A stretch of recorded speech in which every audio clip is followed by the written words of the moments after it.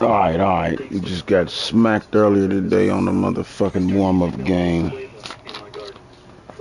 But we let it get out of hand. Studies have shown an increased yield of 14% and also increased terpenes from 1 to 2.4%. This RealSim league right here. We doing alright, trying to keep it going. Also prevents precipitants of nutrients and increases nutrient uptake. We got a division game. I'll provide a link in the description section below, and you can use coupon code THESTASH for a discount. See if we can get this dub. Welcome to the Garden Talk podcast. Today I am joined with Chronic Scro. How you doing today? Yeah, I'm doing great. We off all types of shit right about now. We got some gelato going, some Romulan going, some motherfucking, what else we got here? I don't know. There's a whole lot going on. All good shit. Legalization sweeps across the world here. So in this episode, I want to go back to the basics. I'm not trying to scare off any intermediate or advanced growers, because I'm sure there's going to be some takeaways for you, but even if it's just a reminder to keep it simple. But first, let's do an introduction. Can you tell us a little bit about yourself? How you got into gardening? Well, I look at it, I'm 55 years old. I have 3 grandchildren. I rescue animals. I got a couple of parrots, some cats, and a dog. My first introduction to growing medicinal plants came when I started helping neighbors. Nobody up. I was pretty much just a helper, especially at the end when you had to do all the trimming. But then I met a girl, and we bought a house, and we moved away, and it's a upscale neighborhood. You can't really be doing that out in the backyard, where I live now. And plus there's a lot of, it's a big open area, there's a lot of traffic. It's, it wasn't possible. Plus we just bought a house, we didn't want to take any chances. And then all of a sudden legalization it was here. I had a long talk with the girlfriend to try to get her out. Just said it'll just be a small little thing. Alright, let's get to it. I don't know if the broadcast made it to the chat, but fuck it. 15 months later, here I am. I've had 3, I'd call the first one successful because I finished, but I've had 3 grows in 15 months, and I'm about to finish my 4th. We wearing our dark colors, bruh. Perpetual is just well set up, so it's a really good spot. That's about it. Sweet, and now you have a YouTube channel as well, right? Yes, I took the leap. I mainly did it in the beginning just to kind of record my progress. It's good to look back and see, where you started at, and just have a little fun, see what could happen. And then I was lucky. I hooked up with the folks from ILGM, and they took an interest in my channel. They helped me get over that 1,000 sub hump, with a couple, giveaways and things, and that led to Spider Farmer. So they've been really good to me. Just a gorgeous fall afternoon in the heart of Texas. No weather to speak of. Sun out, roof open. Yes, yes, and yes. A great day for football at AT&T Stadium in Arlington. Today, our Thanksgiving coverage continues with a good one here between the Philadelphia Eagles and the Dallas Cowboys. It's a tradition that began in 1966. This ain't gonna work, Playboy. Not with both of us in the dark. Dangerous return man showing it here. 40, 20, and he'll bring it back all the way. I use synthetic nutrients. I did try the Fox Farm Dirty Dozen grow. It's a little more, I guess it's a little more organic, but it was just so many bottles. It was really hard for me to really understand what I was feeding at times, and so I kind of went back on that, went back to the general hydroponics that I started with. It's just so much easier. You know what's going in there. It's simple. It's really hard to mess it up. Yeah. And then are you doing autoflowers or photo periods and what? No, I did when I'll tell you how I learned to keep it simple. It was my first grow.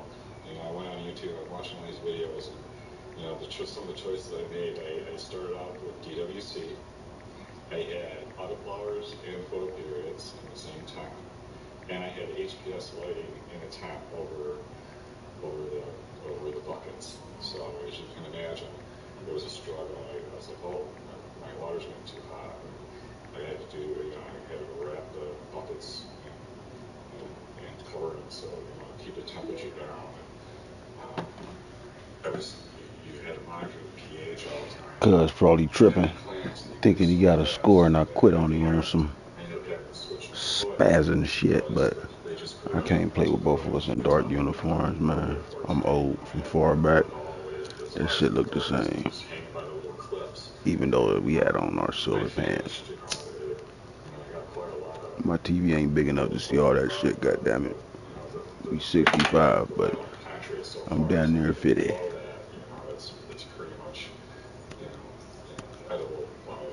Cuz don't want to accept that invite. I think he's spazzing out. And I just expected it to be better, having seen what it looks like outdoors. Yep, he's definitely spazzing out. So like, okay, I gotta get back to the basics. I gotta figure out what I want. I wanted perpetual right from the beginning. I started small at one time, but my goal was, okay, if this works out, then I'm gonna go get another time for the veg. Try to keep this, at least get a 2 light rotation going. And then, I started learning, about overwatering, too much light, too many nutrients. And once I learned that I didn't really have to do that much with soil. Soil seemed like the way to go. I was just so the very first one with the DWC just took up so much of my time. I was down there. You have to check. That pH is so important. It's that kind of system. On soil, it's not so important. You got a lot wider range. That you can play with. Now. Nah, we ain't doing that. 3 light rotation going. So it's every 8 or 10. We're not doing that, cuz. You go ahead and take the lead. The fool just hit me up, say that he had took a kickoff to the crib. And Listen to me. Listen to me. You hear me? Yeah. I tried to tell him through the microphone, and I was texting you that I'm putting on my dark uniforms. He had on his dark green, and I had on my blue. So when I kicked it off, and we both had on the dark, I just let that shit go. I turned my people around and let him have that. I was even speaking in the broadcast, saying like, "Yo, cuz, we both got on dark." I'm trying to go ahead and back out anyway. So. Yeah. Okay. So let him know I'm the home team, so I got choice. You feel me?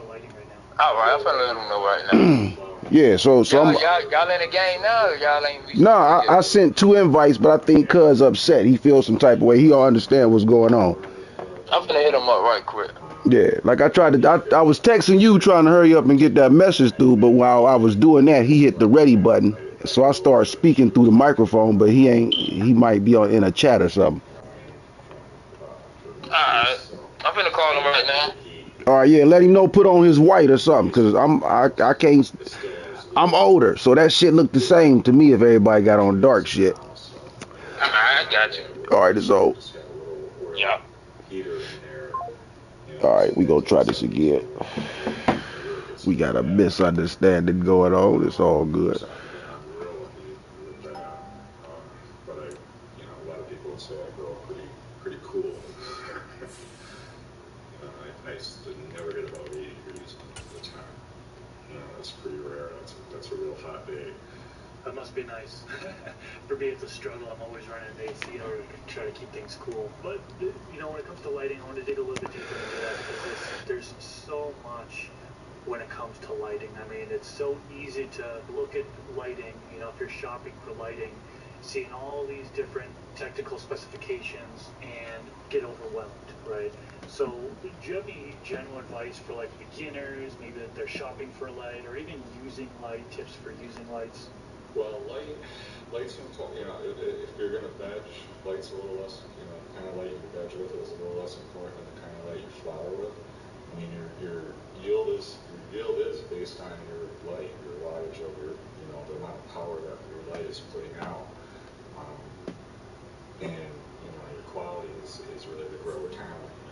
healthiness of your plant when you flower. All the different lights work. I've seen people grow under CFLs, flower under T5s.